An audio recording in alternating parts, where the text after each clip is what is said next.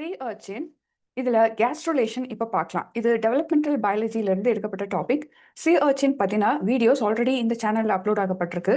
பிளேலிஸ்ட்லையோ R courses அப்படின்ற அந்த லிஸ்ட்லையோ நீங்கள் பார்த்தீங்க அப்படின்னா இதனுடைய டீட்டெயில்ஸ் இந்த வீடியோஸ் சீரீஸ் வந்து உங்களால் பார்க்க முடியும்.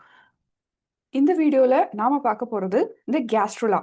ஸோ கேஸ்ட்ரோலேஷன் எப்படி நடக்குது அப்படின்னு. ஸோ முதல்ல இந்த சி அர்ச்சின் உடைய மேல் அண்ட் ஃபீமேல் ரிலீஸ் பண்ணக்கூடிய எக் அண்ட் ஸ்பெர்ம் ஃபர்டிலைஸ் ஆனதுக்கப்புறமா நம்மளுக்கு ஃபர்டிலைஸ் எக் கிடைக்குது.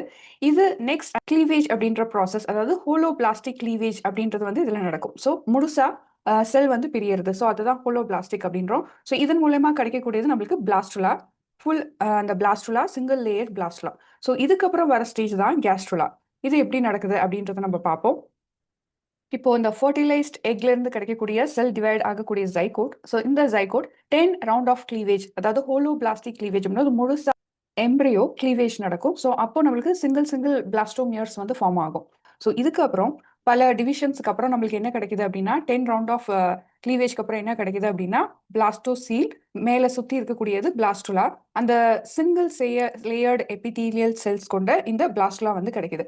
ஸோ இந்த பிளாஸ்டுலா இந்த ஃபர்டிலைசேஷன் என்வலப்பை வெளியில வெடிச்சு வெளியில வரக்கூடியது. ஸோ ஹேட்ச் ஆகி வெளியில வரக்கூடிய இந்த பிளாஸ்டுலா இதுல நடக்கக்கூடியது தான் நெக்ஸ்ட் ப்ரொசீஜரான கேஸ்ட்ரோலேஷன். ஸோ இந்த கேஸ்ட்ரோலேஷன் அப்படின்றத நம்ம என்ன சொல்றோம்னா எபிதீலியல் மீசென்கீம் டிரான்சிஷன் அப்படின்றோம். இது 25 டிகிரி செல்சியஸ்ல நடக்குது. ஸோ இது சிங்கிள் லேயர் எபிதீலியம். ஸோ இந்த எபிதீலியம்ல நம்மளுக்கு என்ன நடக்குதுன்னா மீசென்கெமல் செல்ஸ் வந்து இங்கே இன்கிரேஷன் நடக்குது, அதாவது டிரான்சிஷன் நடக்குது. ஸோ இப்படி டிரான்சிஷன் நடந்ததுக்கு அப்புறமா இன்வாஜினேஷன் ஆஃப் இந்த வெஜிடல் பிளேட் நடக்குது. ஸோ அப்போதான் நம்மளுக்கு இந்த எம்பரியானிக் கட் ஃபார்மேஷன் நடக்கும். ஸோ இதுல ஃபர்ஸ்ட் ஸ்டேஜான இன்கிரேஷன் ஆஃப் பிரைமரி மீசென்கெமல் செல்ஸ் எப்படி நடக்குதுன்னு பார்ப்போம். இப்போ இந்த இன்கிரேஷன் அப்படின்னும் போது இந்த கேஸ்ட்ரோலால சிங்கிள் லேயர் எபிதீலியல் செல்ஸ் இருக்கு. ஸோ இந்த செல்ஸ்ல கீழே இருக்கக்கூடிய வெஜிடல் போல் செல்ஸ்ல அது திக்கா ஃபார்ம் பண்ணக்கூடிய வெஜிடல் பிளேட், இதுல சில செல்கள் என்ன ஆகும் அப்படின்னா இந்த ஒரு அப்ராக்சிமேட்லி 4 லார்ஜ் மைக்ரோமியர்ஸ் என்ன ஆகும் அப்படின்னா, ஸோ இது வந்து மைக்ரேட் ஆகுது, இந்த கீழே இருந்து மேலே மூவ்மெண்ட் ஆகுது. ஸோ அதை டிரான்சிஷன் ஸ்டேஜ் அப்படின்றோம். ஸோ டிரான்சிஷன் ஆகும்போது இது மீசைன் கைண்ட் செல்ஸ் ஃபார்ம் பண்ணக்கூடியதா இருக்கு. இப்படி மூவ் ஆகுற செல்கள் வந்து இந்த ஒவ்வொரு இண்டிவிஜுவல் செல்லும் இந்த செல்லுடைய ஷேப் சேஞ்சஸ் நடக்கிறத பார்க்க முடியும். ஸோ இந்த செல்கள் என்ன ஃபங்க்ஷன் கொண்டது அப்படின்னா ஃபியூச்சர் ஸ்கெலிட்டோஜீனிக் ஃபார்ம் பண்ணக்கூடிய செல்கள். ஸோ அதனால இதை பிரைமரி மீசென்கீம் அப்படின்றோம். இந்த மீசென்கீம் ஃபைனலாக எங்கே போய் அட்டாச் ஆகும் அப்படின்னா ஆர் எங்கே போய் ஸ்டே ஆகும் அப்படின்னா இந்த பிளாஸ்டுலாவுடைய வால் கிட்ட போய் அட்டாச் ஆகும். ஸோ இதுக்கப்புறம் வர ஸ்டேஜ் தான் இன்வாஜினேஷன். இன்வாஜினேஷனோட ஸ்டார்டிங்கில் எப்படி இருக்கும்னு பார்த்தோன்னா இந்த வெஜிடல் பிளேட் செல்ஸ் இருக்குது. இந்த வெஜிடல் பிளேட் செல்ஸ்க்கு கீழே என்ன இருக்குன்னா ஹைலைன் லேயர், அதில் இன்னர் லாமினா அவுட்டர் லாமினா அப்படின்னு 2 இருக்குது. ஸோ இந்த இன்னர் லாமினால நம்மளுக்கு இங்கே பார்க்குறது வந்து மைக்ரோவில்லஸ்.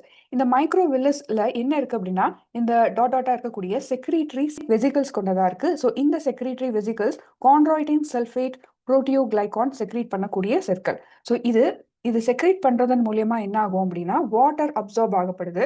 ஸோ வாட்டர் அப்சார்ப்ஷனால இந்த செல்ஸ் என்ன ஆகும்னா கொஞ்சம் இன்வாஜினேஷன், அதாவது உள்ள மடங்கப்படுது. ஸோ அப்போ இந்த வெஜிடல் பிளேட் உள்ள வந்து புஷ் ஆகிறத பார்க்க முடியுது. ஸோ இப்படி இந்த ஃபிளாட் வெஜிடல் பிளேட் உள்ள புஷ் ஆகிறத நெக்ஸ்ட் ஸ்டேஜ்ல பார்க்குறோம். ஸோ இந்த ஃபார்மேஷனை தான் நம்ம இன்வாஜினேஷன் அப்படின்றோம். இந்த இன்வாஜினேஷன்ல நம்மளுக்கு என்ன நடக்குதுன்னா collective folding of epithelial vegetal sheet நடக்குது. இப்போ இந்த கலெக்டிவ் ஃபோல்டிங் நடந்ததுக்கு அப்புறமா நம்ம இந்த வெஜிடல் பிளேட் ரீஜன்ல என்ன பார்க்குறோம்னா ஒரு ஹோல் மாதிரி பார்க்குறோம். ஸோ இதுதான் என்ன சொல்றோம்னா பிளாஸ்டோபோர். இதுதான் ஃபியூச்சர் ஆனஸ் ஃபார்ம் பண்ணக்கூடிய பார்ட்டா இருக்கு.